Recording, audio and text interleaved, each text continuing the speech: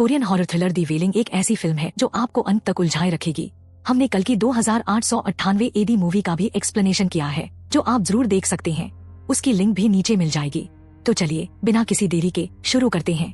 एक जापानी आदमी है जो ट्रैवल करते हुए एक छोटे से गांव में रुका हुआ है। अब ये गांव बहुत ही शांत और सुकून भरा था, जहाँ के लोग अपने अपने काम में मग्न रहते थे। लेकिन फिर एक दिन अचानक कुछ ऐसा हुआ कि लोग एक एक करके अजीब तरीके से मरने लगे। किसी का चेहरा पीला, किसी की आंखें बाहर निकली हुई थी और गांव वाले ये मानने लगे कि ये सब तब से हो रहा है जब से वो जापानी आदमी यहाँ आया है। गांव वालों को लगता था कि वो इंसान नहीं बल्कि कोई भूत प्रेत है जो उनके बीच आकर बैठ गया है। अब इस जापानी आदमी का नाम तो हम नहीं जानते, लेकिन वो खुद को बस एक ट्रैवलर ही बताता है। असल में वो कौन था और गांव में आने के बाद ये मौतों का सिलसिला क्यों शुरू हुआ, ये तो हमें आगे की कहानी में पता चलेगा। कहानी की शुरुआत में हम जंगो को देखते हैं जो आराम से अपनी बीवी और बच्चों के साथ सो रहा होता है। तभी उसे एक कॉल आती है और जंगो को जल्दी से तैयार होकर काम पर निकलना पड़ता है। जंगो पुलिस ऑफिसर है तो वो नाश्ता किए बिना काम पर नहीं जा सकता। उसकी सास उसे रोक लेती है और कहती है तुम बिना नाश्ता किए बाहर नहीं जा सकते। फिर जंगो नाश्ता करता है और क्राइम सीन पर पहुंचता है। वहाँ जब वो पहुंचता है तो पता चलता है कि कातिल ने 2 लोगों को मारकर उनके घर के दरवाजे के सामने एक अजीब सा भूत बना दिया है। कातिल की डेड बॉडी पर भयानक छाले पड़े हुए होते हैं, जैसे उसे जलाया गया हो। पुलिस उस जगह की जांच कर ही रही थी कि तभी ये पता चलता है कि ये कत्ल इस जगह पर नहीं हुआ, क्योंकि दूसरी डेड बॉडी को देखकर यह लगता है कि उसे कहीं और से खींच कर लाया गया है। अब जंगो और उसकी टीम असली क्राइम सीन पर पहुंचते हैं, जहां जंगो को कुछ अजीब फूल नजर आते हैं। फूलों के बीच कुछ हड्डियों जैसी चीजें भी दिखती हैं और यह साफ हो जाता है कि मामला जादूटोना से जुड़ा हुआ है। अगले सीन में हम देखते हैं कि एक आदमी जंगल में घूम रहा होता है और मांस की तलाश में है। असल में ये बंदा एक हंटर होता है जो जंगल में मांस की तलाश कर रहा होता है। तभी उसकी नजर पड़ती है एक बूढ़े पर जो एक मरे हुए हिरण से खून पी रहा होता है और कच्चा मांस खा रहा होता है। अब ये बूढ़ा और कोई नहीं बल्कि वही जापानी आदमी होता है। हंटर उस आदमी को चुपचाप छिपकर देखता है, लेकिन जैसे ही जापानी आदमी को एहसास होता है कि कोई उसे देख रहा है, वो तुरंत तैनात हो जाता है। हंटर घबराता है, सर झुकाकर चुपचाप बैठ जाता है। फिर जैसे ही हंटर मुड़ता है, वो देखता है कि जापानी आदमी की आंखें खून जैसी लाल हो चुकी हैं और वो उसे धक्का दे देता है। अब धक्का देने के बाद क्या हुआ? हो सकता है हंटर बचकर भाग गया हो या फिर जापानी आदमी ने उसे कुछ किया हो, ये तो हम आगे जानेंगे। कहानी में थोड़ा बदलाव आता है जब जंगो का कलीग ओसन जंगो को ये सब कहानी सुना रहा होता है। तभी अचानक पुलिस स्टेशन की लाइट चली जाती है और बाहर एक नग्न महिला दिखाई देती है। इसे देख जंगो और ओसन दोनों काफी डर जाते हैं। जंगो ओसन को ऑर्डर देता है, जाओ देखो बाहर कौन है। दोनों बाहर आते हैं, लेकिन जैसे ही वो बाहर पहुंचते हैं, वो नग्न महिला गायब हो जाती है। अब ये क्या था, कोई समझ नहीं पाता। अगला क्राइम सीन दिखाया जाता है जहाँ एक औरत ने अपने पूरे परिवार को मारकर घर को आग लगा दी थी। औरत अब पागल हो चुकी होती है। जंगो उस औरत को देखता है और यह देखकर उसे एहसास होता है कि इस औरत में वही लक्षण है जो पहले केस के कातिल में थे। उसके शरीर पर भयानक छाले थे और वो भी अब एक ज़ॉम्बी की तरह लग रही थी। जंगो जैसे ही क्राइम सीन पर पहुंचता है, उसका सीनियर उसे डांटने लगता है क्योंकि जंगो काफी देर से आया था। पागल औरत जिस आदमी को मारने वाली थी, पुलिस उसे ले जा रही होती है, लेकिन उस आदमी और औरत ने मिलकर जंगो को पकड़ लिया और जंगो की तो हालत खराब हो जाती है। सीनियर हंसते हुए कहता है, इसका कुछ नहीं हो सकता। जंगो पुलिस स्टेशन में बैठा सोचता है उस पागल औरत के बारे में और उसी वक्त उसकी बेटी योजिन खाना लेकर आती है। वो सब ऑफिसर्स को हेलो बोलकर चली जाती है और जाते जाते अपना क्लिप गिरा जाती है। जंगो उस क्लिप को उठाता है और अचानक उसे समझ में आता है वही पागल औरत जिसने अपने परिवार को जलाया था, वही महिला है जो उसने पिछली रात को पुलिस स्टेशन के बाहर दिखी थी जब लाइट चली गई थी। जंगो ने ओसन से बिंगियों की बात शेयर की और ओसन ने तुरंत रिएक्ट करते हुए कहा, क्या तुम भी बिंगियों की बातों में आ रहे हो? वो तो हमेशा अपनी फालतू की कहानियां गढ़ता रहता है। लेकिन जंगो ने ओसन को डर्मेटोलॉजिस्ट के पास जाने का कहा क्योंकि उसे लगा कि यह मामला सिर्फ आम नहीं था। तभी अचानक एक सफेद ड्रेस पहने हुए महिला आती है और बताती है कि ये सब जो मरना और जलाना हो रहा है, वह सब उसी जापानी आदमी के कारण हो रहा है। महिला कुछ और बताने वाली होती है, लेकिन जंगो को ओसन का कॉल आता है तो वह तुरंत बाहर निकल जाता है। जंगो ओसन को बताता है कि उसे वहाँ एक आई विटनेस मिली है और उसे क्राइम सीन पर जल्दी आना चाहिए। जब जंगो वापस आता है तो वह देखता है कि वह सफेद ड्रेस वाली महिला गायब हो चुकी है। जंगो उसे ढूंढने ही जा रहा था कि तभी उसे वही जापानी आदमी दिखाई देता है जो मरे हुए शव से खून पी रहा होता है। जैसे ही जापानी आदमी को पता चलता है कि कोई उसे देख रहा है, वह तुरंत जंगो की तरफ दौड़ता है। जंगो की हालत कुछ ऐसी होने वाली होती है, लेकिन तभी उसकी आंखें खुल जाती हैं। यह तो बस एक सपना था।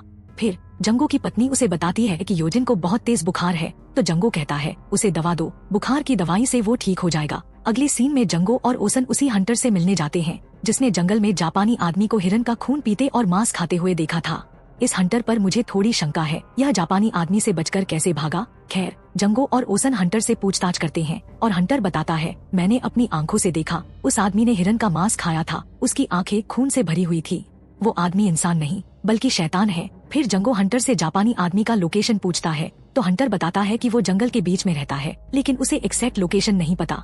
अब हम देखते हैं, जंगो, ओसन और हंटर जंगल में जापानी आदमी को ढूंढने पहुंचते हैं। हंटर को डर भी लग रहा होता है क्योंकि उसे यकीन नहीं हो रहा था कि वो कहीं ऐसा खतरनाक आदमी ढूंढ रहे हैं। जंगो ने हंटर को किसी भी हालत में भागने नहीं दिया और उसे चुपचाप साथ चलने को कहा। हंटर डरते हुए जंगो और ओसन को उस हिरन की हड्डी दिखाता है और बताता है, देखो, यह वही हिरन है जिसे उस जापानी आदमी ने सफा चट कर लिया था। अब जंगो को हंटर की बातों पर यकीन होने लगा था, लेकिन तभी अचानक बारिश शुरू हो जाती है। हंटर अब और भी डरा हुआ दिखता है और भागने की कोशिश करता है, लेकिन इस बार उसकी किस्मत ने उसे धोखा दे दिया। भागते वक्त उस पर बिजली गिर जाती है, जिससे वह बेहोश हो जाता है। जंगो और ओसन उसे हॉस्पिटल लेकर पहुंचते हैं। हॉस्पिटल में जंगो को पहले क्राइम सीन का कातिल दिखाई देता है, जो वहाँ पहले से एडमिट था। अचानक वह कातिल भी बाहर कंट्रोल से बाहर हो जाता है और उसके मुंह से बहुत सारा खून निकलने लगता है। यह देखकर वहाँ के लोग डर जाते हैं और अंत में वह कातिल भी मर जाता है। जंगो को यह सब देख काफी डर लग रहा था क्योंकि पूरे गांव का माहौल काफी खराब हो रहा था। वहीं योजन की तबीयत और खराब होती जा रही थी। वह भी डरावने सपने देख रही थी और वैसे ही बर्ताव कर रही थी जैसे पहले क्राइम सीन का कातिल हॉस्पिटल में कर रहा था। अगले दिन जंगो की मदर इन लॉ जंगो को बताती हैं, कुछ तो गड़बड़ है, योजन बहुत अजीब बिहेव कर रही है। मैंने एक तांत्रिक के बारे में सुना है और मैं उसे जल्द ही बुलाने वाली हूँ। जंगो को यह सुनकर लगता है कि शायद यह एकमात्र हल हो सकता है, तो वह तांत्रिक को बुलाने के लिए मान जाता है। ओसन जंगो को अपने नेफ्यू सैम से मिलवाता है। सैम एक प्रीस्ट होता है और जंगो उसे जापानीज आदमी से बातचीत करने के लिए ट्रांसलेटर की तरह इस्तेमाल करता है। जंगो, ओसन और सैम तीनों जापानीज आदमी के घर पहुंचते हैं ताकि वहां की तलाशी ले सकें, लेकिन वह घर पर नहीं होता। जंगो उसकी सामानों को चेक कर रहा होता है जब ओसन को एक छोटा सा कमरा दिखता है जिसमें मृतकों की फोटोज दीवार पर लगी होती हैं और वहाँ विक्टिम्स के सामान भी पड़े होते हैं। यह देखकर ओसन काफी हैरान और परेशान हो जाता है। वहीं जापानीज आदमी का कुत्ता सैम और जंगो के पीछे पड़ जाता है और तभी जापानीज आदमी घर पर लौटता है। जंगो, ओसन और सैम तुरंत वहाँ से निकल जाते हैं। रास्ते में ओसन जंगो से कहता है, गांव में जितने भी लोग मर रहे हैं उन सबके पीछे इसी जापानी आदमी का हाथ है। जंगो हड़कते हुए बोलता है, तू होश में नहीं है। जंगो को ओसन की बातों पर यकीन होने लगता है जब ओसन बताता है कि उस कमरे में जिन जिन की मौत हुई थी उनके सामान थे। ओसन ने बताया कि जापानी आदमी इन सामानों का इस्तेमाल जादू टोना करने के लिए करता था, जिससे विक्टिम्स को पागल कर दिया जाता था। फिर वे पागल होकर अपने परिवार या किसी और को मारने के बाद खुद भी मर जाते थे। जंगो को यह सुनकर झटका लगता है और उसे अब समझ में आता है कि जापानी आदमी का असल मकसद क्या था। ओसन के कहने पर जंगो को योजिन के जूतों का पता चलता है जो उस कमरे में मिले थे। जंगो तुरंत घर लौटता है जहां योजिन आराम से टीवी देख रही होती है। जंगो योजिन से पूछता है कि क्या वह जापानी आदमी को जानती है और योजिन इसे लेकर चिढ़ जाती है। जंगो फिर उसे सवाल करता है कि वह जापानी आदमी से कहां और कब मिली थी और उन्होंने मिलकर क्या किया। योजिन गुस्से में आकर चिल्लाती है, आपको क्यों जानना है, फालतू के सवाल क्यों पूछ रहे हो। रात को जंगो चुपचाप योजिन के कमरे में घुसकर उसकी तलाशी लेता है और उसके शरीर को भी चेक करता है। उसे योजिन के थाइस पर वही छाले मिलते हैं जो बाकी विक्टिम्स के शरीर पर थे। तभी योजिन उठ जाती है और गुस्से में आकर जंगो को गालियां देने लगती है।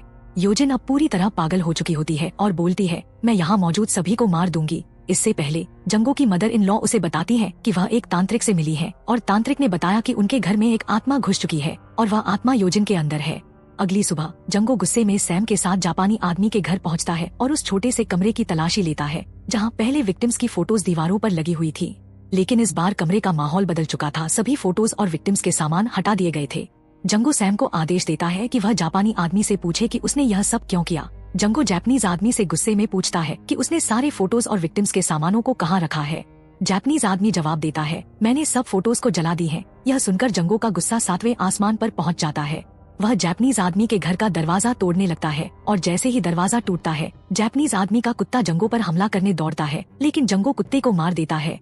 फिर जंगो जापानीज आदमी को योजिन के शूज दिखाते हुए धमकाता है और कहता है, यह शूज तुम्हारे पास कैसे आई, अगर तुम नहीं बताओ तो मैं तुझे मार डालूंगा। जापानीज आदमी कुछ नहीं बोलता।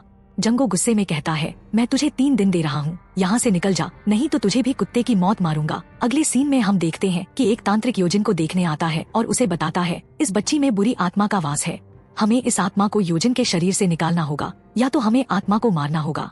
इसके लिए मैं एक रिचुअल करूंगा। तांत्रिक जंगो को चेतावनी देता है, रिचुअल खत्म होने से पहले तुम्हारा पवित्र होना जरूरी है। इसलिए पत्नी से संबंध मत बनाना, मांस नहीं खाना और अल्कोहल से दूर रहना, वरना रिचुअल का असर उल्टा हो जाएगा। रिचुअल की तैयारी घर में चल रही होती है, जबकि दूसरी तरफ जापानीज आदमी भी अपने जादू टोने की तैयारी कर रहा होता है। शाम को दोनों अपने अपने काम शुरू करते हैं। रिचुअल शुरू होते ही तांत्रिक के एक्शन से जापानीज आदमी को तकलीफ होने लगती है और योजन की हालत भी बिगड़ने लगती है। योजन रिचुअल को रोकने की कोशिश करती है, लेकिन जैसे जैसे तांत्रिक के एक्शन बढ़ते जाते हैं, जापानीज आदमी की हालत और खराब होती जाती है। रिचुअल का असर स्पष्ट दिखाई देता है, लेकिन योजन की स्थिति भी गंभीर होती जा रही थी। आखिरकार जंगो रिचुअल को रोक देता है और तांत्रिक को वहाँ से भगा देता है, जबकि जापानीज आदमी भी बेहोश हो जाता है। अगली सुबह जंगो अपने दोस्तों के साथ जापानीज आदमी को मारने निकलता है। जैसे ही वे जापानीज आदमी के घर पहुँचते हैं, जापानीज आदमी गायब हो चुका होता है। तभी एक ज़ॉम्बी की तरह दिखने वाला विक्टिम उन पर हमला कर देता है। जंगो का दोस्त उस विक्टिम को मारने ही वाला होता है, लेकिन सैम उसे रोक देता है। सैम, जो एक पुजारी है, इंसानियत दिखाते हुए विक्टिम को मारने से मना करता है। जंगो और उसके दोस्तों के पास अब एक नई चुनौती आ जाती है, क्योंकि विक्टिम, जो अब सैम के गाल को खून से भरकर उसे चोटिल कर चुका होता है, अचानक मर जाता है। इस दौरान जंगो के एक दोस्त की नजर जापानीज आदमी पर पड़ती है, जो झाड़ी में छिपकर ये सब देख रहा होता है। जंगो और उसके दोस्त जापानीज आदमी का पीछा करते हैं, लेकिन वह भाग निकलता है। जंगो और उसके दोस्त निराश होकर घर लौटने लगते हैं। तभी अचानक जापानीज आदमी सामने आ जाता है और जंगो उसे अपनी गाड़ी से उड़ा देता है। जंगो और उसके दोस्त उसकी बॉडी को रोड से हटा देते हैं, लेकिन इस सब दौरान एक व्हाइट ड्रेस वाली महिला उन्हें देख लेती है। जंगो के लिए राहत का पल आता है जब योजन की हालत बेहतर होती है और वह मानसिक रूप से ठीक दिखने लगती है। कुछ देर बाद तांत्रिक का कॉल आता है, लेकिन जंगो उसे रिसीव नहीं करता, क्योंकि उसे लगता है कि अब सब कुछ ठीक हो चुका है। फिर हम तीसरे क्राइम सीन में पहुंचते हैं, जहां विक्टिम ओसन ही होता है। ओसन ने अपनी मकान मालकिन को मार दिया होता है और पुलिस इन्वेस्टिगेशन से पता चलता है कि ओसन की मकान मालकिन भी एक विक्टिम थी। ओसन की हालत देखकर जंगो बहुत इमोशनल हो जाता है। ओसन में भी वही छाले होते हैं जो बाकी विक्टिम्स में थे, और उसका नेफ्यू सैम उसे देख पूरी तरह टूट चुका होता है। तांत्रिक, जो अब जंगो से मिलने आता है, जंगो के दरवाजे पर पहुंचते ही अचानक नाक से खून बहने लगता है। इसके बाद तांत्रिक के सामने वही व्हाइट ड्रेस वाली महिला आ जाती है और उसे वहाँ से जाने को कहती है। तांत्रिक उल्टियाँ करना शुरू कर देता है और डर के मारे अपना बोरिया बिस्तर लेकर गाँव से बाहर निकल पड़ता है। रास्ते में कुछ अजीब शक्तियाँ उसे गाँव से बाहर निकलने से रोकती हैं।